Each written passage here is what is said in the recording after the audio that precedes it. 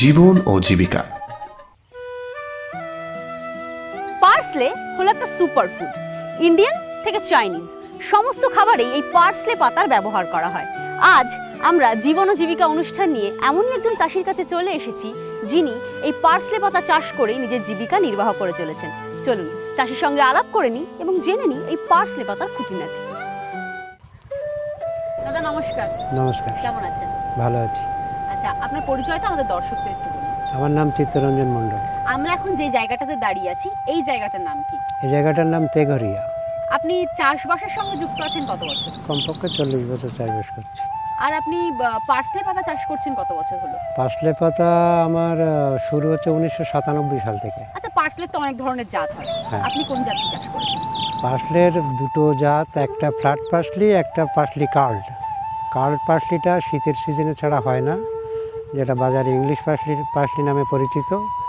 আর এখানে যেটা দেখা যাচ্ছে এটা হচ্ছে ফ্ল্যাট পার্সলি, বলতে ইন্ডিয়ান পার্সলি নামে পরিচিত। আচ্ছা, আপনি কোনটা করেছেন? আমি ইংলিশ পার্সলি এবং ইন্ডিয়ান পার্সলি দুটো পার্সলি চাষ করি। আপনার পার্সলি চাষ করার কথা মাথায় আসলো কি করে? ওই 1997 সালে কাগজে একটা প্রতিবেদন দেখেছিলাম, সেটা দেখেই আর কি শুরুটা করি। করতে করতে এত বছর মোটামুটি সেভাবেই চলছে। যে কোনো চাষ করার আগে তো মাটিকে প্রস্তুত করতে হয়। হ্যাঁ। এই পার্সলে চাষ করার আগে আপনি মাটিকে কিভাবে প্রস্তুত করেছিলেন? ইন্ডিয়ান পার্সলিটা চাষ করতে গেলে সরাসরি মূল জমিটা 4-5টা লাঙ্গল দিয়ে মাটিটা ঝুরঝুরে করে তৈরি করে নেওয়া হয়। তারপরে বেড তৈরি করা হয়। বেডের মাপটা ওই আমরা 28 থেকে 30 ইঞ্চি করে বেডের মাপটা রাখি, এবং বেডের দু লাইনে আর কি একটা নালি কেটে, হালকা নালি কেটে নালির মধ্যে বীজটা দিয়ে পরে জলসেচ দিয়ে দিলে 10-12 দিনের মধ্যে চারা ফোটা শুরু করে। আচ্ছা, কোন মাটিতে এই পার্সলে পাতার চাষ সবচেয়ে ভালো হয়? বেলে দোআঁশ মাটিতে সবচাইতে ভালো হয়। মাটি প্রস্তুত করার সময় আমরা বেশিরভাগই জৈব সার সঙ্গে রাসায়নিক সার কিছুটা কম পরিমাণে মাটিতে দিয়ে একটা নির্দিষ্ট পরিমাণ আর কি জমির পরিস্থিতি বুঝে সেরকম হারে দিয়ে আমরা জমিটা তৈরি করি। আচ্ছা, কি কি জৈব সার এবং রাসায়নিক সার ব্যবহার করেন? জৈব সার বলতে আমরা গোবর সার, আমি বাড়িতে ভার্মি কম্পোস্ট বানাই, ভার্মি কম্পোস্ট, প্রয়োজন ভিত্তিক শস্যের খোল, এগুলো ব্যবহার করা যায়। আর রাসায়নিক সার বলতে আমাদের বাজারে প্রচলিত যেসব সার আছে বা ডিএপি, 20-20 এসব ওই পার্সেন্টেজ অনুযায়ী দেখে একটা ব্যালেন্স করে এসব সারগুলো দেওয়া হয়। এই পার্সলে পাতা চাষ করতে গেলে চারা রোপণ করতে হয় নাকি বীজ বপন করতে হয়? ইংলিশ পার্সলিটা চাষ করতে হলে আমরা বীজতলায় চারা তৈরি করে নিই প্রথম, তারপরে নির্দিষ্ট দূরত্বে বেডে চারাটা বসাই। আর ইন্ডিয়ান পার্সলিটা খুবই সহজ, মাটি তৈরি করে মাটিতে বীজটা দিয়ে একটা জলসেচ দিলে 10-12 দিনের মধ্যে চারাটা ফুটতে শুরু করে। আচ্ছা, আপনি তো বললেন ইংলিশ পার্সলে পাতার ক্ষেত্রে আপনাকে বীজতলাটা তৈরি করতে হয়, সেটা আপনি কিভাবে করেন? ইংলিশ পার্সলিটা চারা তৈরি করার সময় আমরা অন্যান্য সবজির যেমন বীজতলাটা তৈরি করি, উঁচু জল নিকাশি জায়গা যুক্ত জমিতে বেডটা তৈরি করে নিই।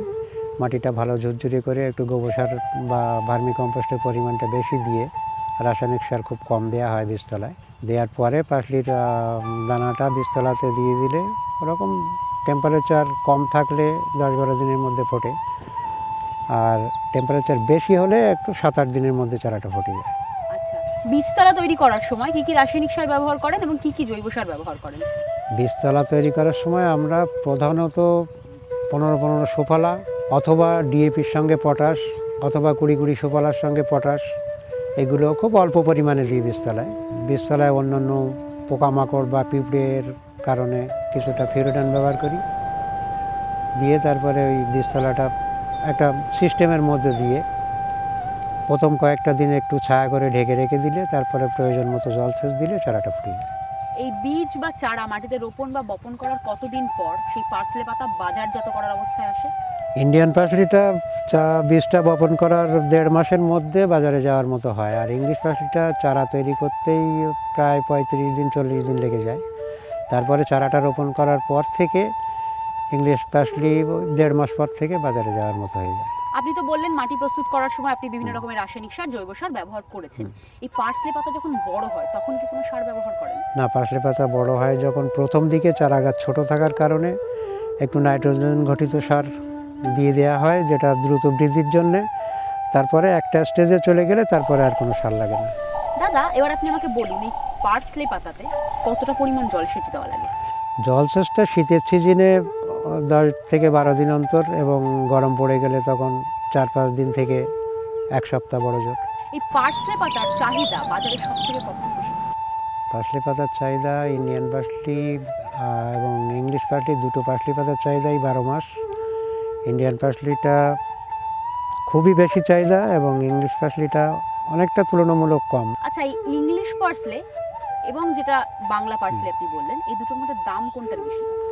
দাম মোটামুটি দুটোর দাম একই রকম লেভেলে থাকে। এবার বাজারে যখন যোগান কম থাকে তখন দামটা একটু বেশি থাকে, যখন যেটা আমদানি কম বাজারে তখন সেটার দামটা বেশি হয়।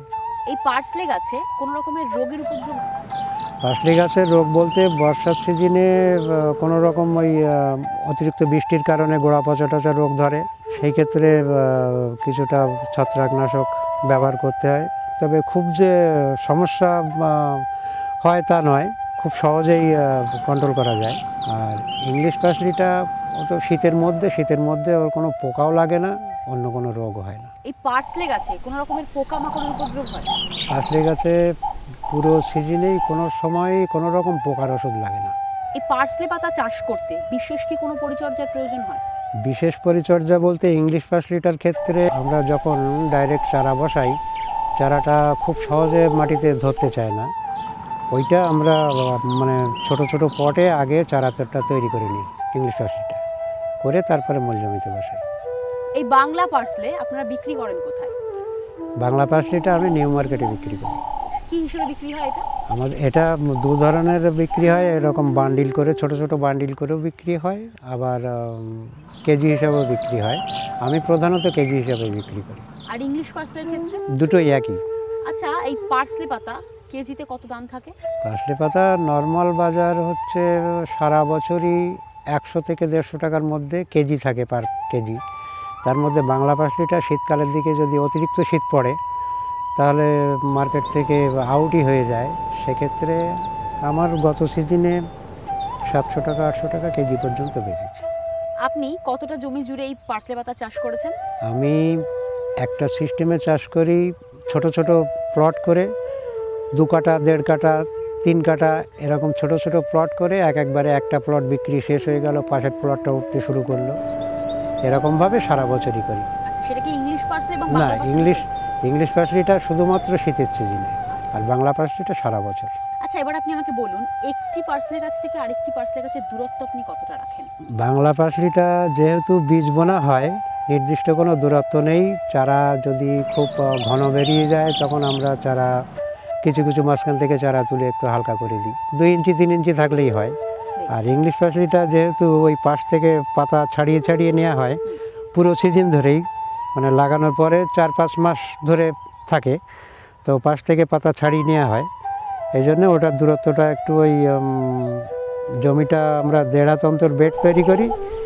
বেড তৈরি করার পরে বেডের উপরে একটা করে সিঙ্গেল লাইন 1 ফুট অন্তর একটা করে চারা বসাই। প্রতি কাঠা জমিতে এই পার্সলে চাষ করতে আপনার কত টাকা খরচ হয়েছে? বাংলা পার্সলি চাষ করতে খরচ অনেকটাই কম, 1 কাঠা জমিতে 1000 টাকা মতো খরচ হয়। আর ইংলিশ পার্সলিটা চাষ করতে 1 কাঠা জমিতে প্রায় 2000 টাকার মতো লেগে যায়। লাভ হয়েছে কত টাকা? লাভ লসের হিসাবটা করতে গেলে প্রধানত নির্ভর করে বাজার দরের উপরে। এবার বাজারে রেটটা কখন, সারা বছর তো একরকম থাকে না, বিভিন্ন সময় বিভিন্ন রকম রেট হয়। তার মধ্যে একটা আনুমানিক 1 বিঘা জমিতে পার্সলি পাতা করে 50 থেকে 60,000 টাকা লাভ করা কোনো সমস্যাই নেই। সেটা কি সারা বছর ধরেই চলবে? বাংলা পার্সলিটা সারা বছর ধরেই চলবে। এবং আপনি যে টাকাটার কথাটা বললেন 50 1 বছরে। আচ্ছা, এটা 1 বছর। ধন্যবাদ দাদা। ধন্যবাদ। তাহলে আপনিও বুঝতে পারছেন এই পার্সলে পাতা চাষ করা কতটা লাভজনক। আপনিও চাইলে এই পার্সলে পাতা চাষ করে অনেক টাকা উপার্জন করতে পারেন। তবে তার জন্য আপনার এখনো অনেক তথ্য জেনে নেওয়া প্রয়োজন। সেই সমস্ত তথ্য আমরা জেনে নেব একজন কৃষি বিশেষজ্ঞের কাছ থেকে। তবে তার আগে নিয়ে নেব একটা ছোট্ট ব্রেক। জীবন ও জীবিকা। ফিরে এলাম একটা ছোট্ট ব্রেকের পর আপনাদের প্রিয় অনুষ্ঠান জীবন ও জীবিকা নিয়ে। আজকের অনুষ্ঠানে আমাদের সঙ্গে রয়েছেন professor doctor Umesh Thapa, former director of extension education, Bidhan Chandra Krishi Viswavidyalaya. Sir, আমাদের অনুষ্ঠান আপনাকে স্বাগত। নমস্কার। চাষের ক্ষেত্রে মাটি প্রস্তুত করা যতটা না জরুরি তার চেয়ে বেশি জরুরি মাটি নির্বাচন করা, কারণ কোন মাটি নির্বাচন করছি তার উপর নির্ভর করছে যে আমার চাষটা কত ভালো হবে। এক্ষেত্রে আমার স্যারের কাছে প্রশ্ন থাকবে যে পার্সলে পাতা চাষ করার জন্য কোন মাটি উপযুক্ত হবে, কারণ যে কোনো মাটিতেই কি পার্সলে পাতা চাষ করা সম্ভব? দেখুন, পার্সলে চাষ করার জন্য যে আমাদের পশ্চিমবঙ্গের যে মাটিটা আছে সে যে কোনো জেলার মাটিতে আমরা সে চাষটা করতে পারি। কারণ সাধারণত আমাদের জেলায় প্রায় স্যান্ডি লোম আছে, কিছু কিছু রেড ল্যাটারাইট জোনগুলোতে আমাদের ডিফারেন্ট টাইপের সয়েল আছে। শুধু আমাদেরকে মাথায় রাখতে হবে হেভি সয়েল না হলে হলো, অথবা যদি হেভি সয়েল থাকলেও সেই সয়েলের মধ্যে আমাদেরকে আগে থেকে অর্গ্যানিক ম্যাটার্সগুলো, ফার্মেড ম্যানুরগুলো ভালো করে মিশিয়ে তারপরে সয়েলটাকে ফ্রাইবল অথবা সয়েলটাকে ফার্টাইল আমাদের যদি করে থাকি তাহলে এটা খুব একটা বড় ভূমিকা আমি দেখছি না। কিন্তু এবার সয়েল পিএইচটা আপনাকে জানতে হবে। তাহলে পার্সলের ক্ষেত্রে সয়েল পিএইচ মোটামুটি 5.8 থেকে 6.78 অবধি হলেও আমরা যে কোনো মাটিতেও সে পার্সলে চাষটা আমরা করতে পারি। স্যার, চাষি আমাদের জানিয়েছেন যে মাটি প্রস্তুত করার সময় তিনি শুধুমাত্র জমি লাঙল দিয়ে চাষ দিয়ে তাতে তিনি বীজ বপন করেছিলেন। বীজ বপন করার সময় আর কি কিছু করা জরুরি নাকি এইটুকুই যথেষ্ট? না, এটা যেটা বলছেন অ্যাকচুয়ালি পার্সলেটা এরকম ধরনের জাতের শাকসবজি, এটা আমরা ডাইরেক্ট বীজ রোপণ করতে পারি না। এটা ঠিক আমি বুঝতে পারছি না, কিন্তু ডাইরেক্ট বীজ মাটিতে রোপণ করা যায় না। সেটা আগে আমাদের যেমন ধর ফুলকপি, বন্ধাকপি, টমেটো ক্ষেত্রে যখন আমাদের চাষিরা আগে একটা ছোট্ট সিড বেড করে বীজটাকে রোপণ করে, ঠিক সেইভাবেও এই পার্সলেটা বীজ রোপণটা আমরা সিড বেড করে আমরা রোপণ করি, তারপরে মাটিতে আমরা ডাইরেক্ট ট্রান্সপ্লান্টিং করতে হবে, কিন্তু ডাইরেক্ট সিড ওখানে রোপণ করা যাবে না। স্যার, আপনি বললেন যে সরাসরি বীজ বপন করা যায় না, সেক্ষেত্রে চারা তৈরি করে তারপর জমিতে রোপণ করতে হয়। এবার চারা তৈরি করে যদি আমাকে জমিতে রোপণ করতে হয় সেক্ষেত্রে তো সার দেওয়ার প্রয়োজন।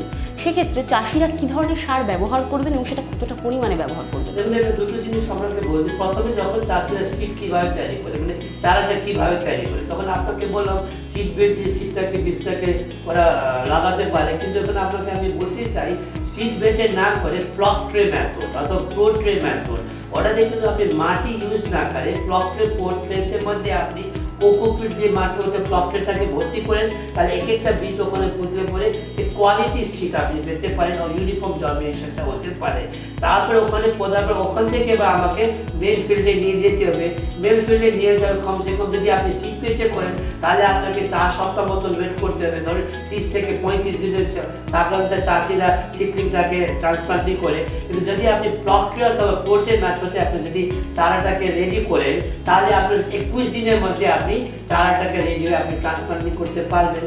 তখন এবার ওই যে মাটি, তখন ট্রান্সপ্লান্টিং করার সময় মাটিটাকে আমি কি সার দেবো, তখন আপনাদেরকে এনপিকে আমরা সাধারণত জানেন, এনপিকে মানে আমাদের চাষিরা এখন জানে নাইট্রোজেন, ফসফরাস, পটাশিয়াম, এগুলো বিভিন্ন রেকমেন্ডেশন ডোজ থাকে।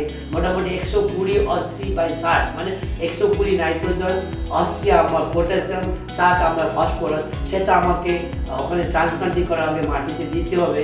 সেটা আমি কিন্তু নাইট্রোজেনটা পুরোপুরি না, নাইট্রোজেন আমরা অর্ধেকটা দিলাম, তারপর ফসফরাস আর পটাশিয়াম আমরা পুরোপুরি দিলাম। সেরকমভাবে মাটিটাকে তৈরি করার পর এবার সিডলিংটাকে আমরা ওখানে ট্রান্সপ্লান্টিং করি। স্যার, অন্যান্য চাষের ক্ষেত্রে তো বিভিন্ন রোগের কথা আমরা জানি, সেগুলো আমরা শুনি। পার্সলের পাতার চাষের ক্ষেত্রে একই ধরনের রোগ কি দেখা যায় নাকি এর রোগগুলো আলাদা হয়, বা যদি রোগ নাও হয়ে থাকে তাহলে কীভাবে সেগুলো নিরাময় করবেন?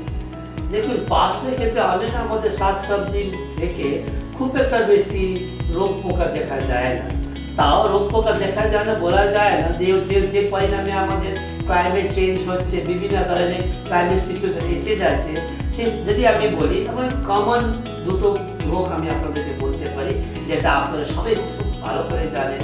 অয়েলি ব্লাইট, রেড ব্লাইট, যেটা আলুতে বেশি হয়, সেরকম ধরনের কিছু কিছু ব্লাইট ও কিছু কিছু অল্টারনেরিয়া লিফ মাইনার অথবা অল্টারনেরিয়া লিফ স্পটগুলো, ছোটো ছোটো পার্সলের পাতার মধ্যে সাদা সাদা ধাপাগুলো, ছাপগুলো, সেগুলো রোগগুলো আমরা oily blight, red blight, leaf spot, Alternaria leaf spot, leaf minor, এগুলো আমরা দেখি কিন্তু খুব বেশিভাবে সেটাকে ক্ষতি করে না।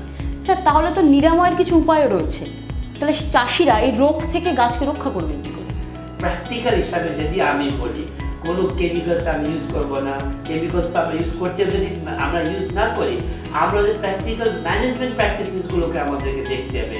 যেটা আমরা বলি কোনো রোগ হচ্ছে সোয়েল বার্ন ডিজিজ, সেটা মাটিতে থাকতে পারে, সে আবার অন্য কোনো ক্রপ লাগালে হয়ে যায়। সেরকম মানে পার্সলে গোষ্ঠীতে যে ক্রপগুলো আছে, যেমন ধরুন ক্যারেট একটা পার্সলে গোষ্ঠীতে ক্রপগুলো, মানে আমরা ক্রপ রোটেশন করা দরকার। মানে যে জায়গায় আমি গাজর লাগাচ্ছি সেই জায়গায় আমি পার্সলে লাগালে সেই রোগগুলো আমি বেশি পেতে পারি। তাই বিভিন্ন ধরনের ক্রপের রোটেশন করার জন্য এটা হচ্ছে প্র্যাকটিক্যাল ম্যানেজমেন্ট আমাদেরকে করতে হবে।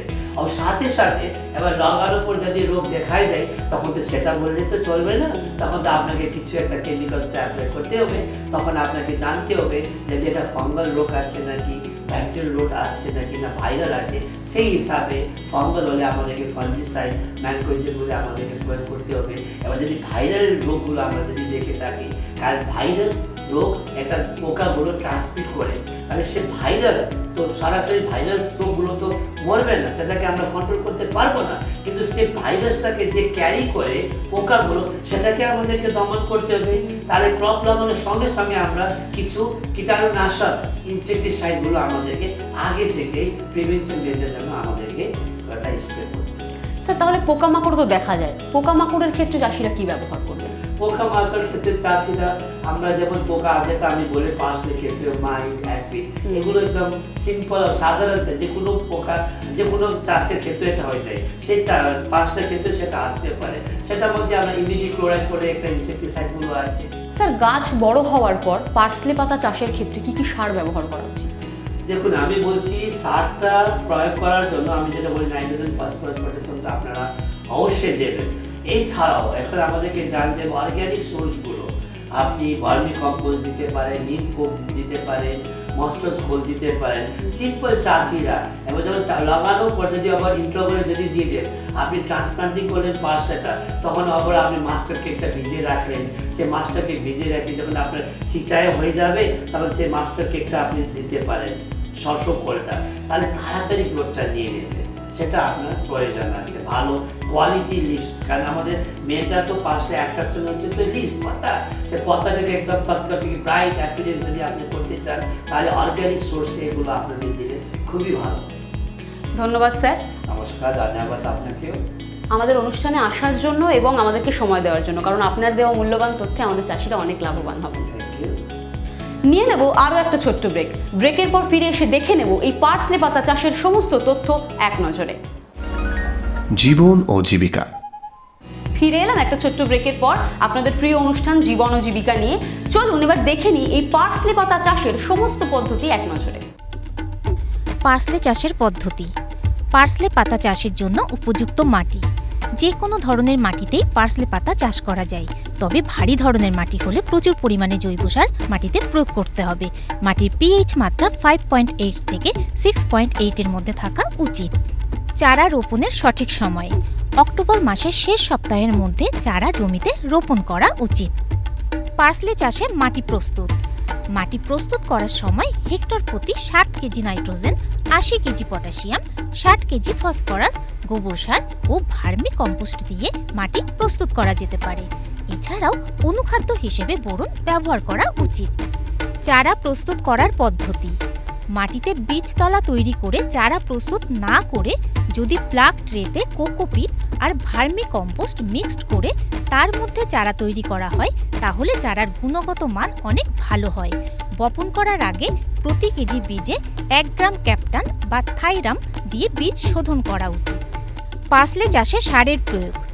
গাছের বয়স বাড়লে 60 কেজি নাইট্রোজেন ও ভার্মি কম্পোস্ট ব্যবহার করা যেতে পারে। পার্সলে চাষে সম্ভাব্য রোগ। আর্লি ব্লাইট, লেট ব্লাইট ও অল্টারনেরিয়া লিফ স্পট দেখা যায়। রোগের প্রতিকার। এসব রোগের হাত থেকে রক্ষা করতে ম্যানকোজেব ব্যবহার করা যেতে পারে। পার্সলেতে পোকার উপদ্রব। এপিডস ও মাইট পোকার উপদ্রব দেখা যায়। পোকার প্রতিরোধ। এপিডস ও মাইট পোকার উপদ্রব থেকে রক্ষা করতে নিম তেল ও ইমিডাক্লোপ্রিড ব্যবহার করা যেতে পারে। দুটি চারার মধ্যবর্তী দূরত্ব। চারা থেকে চারার দূরত্ব 30 সেন্টিমিটার ও বেড থেকে বেডের দূরত্ব 45 সেন্টিমিটার পর্যন্ত রাখা যেতে পারে। পার্সলে চাষে জলসেচ। 10 থেকে 12 দিন পর পর জলসেচ দেওয়া উচিত। শেষ করছি আজকের পর্ব। দেখা হবে আবার আগামী পর্বে এবং কথা হবে অন্য কোনো জীবিকার বিভিন্ন বিষয় নিয়ে। জীবন ও জীবিকা।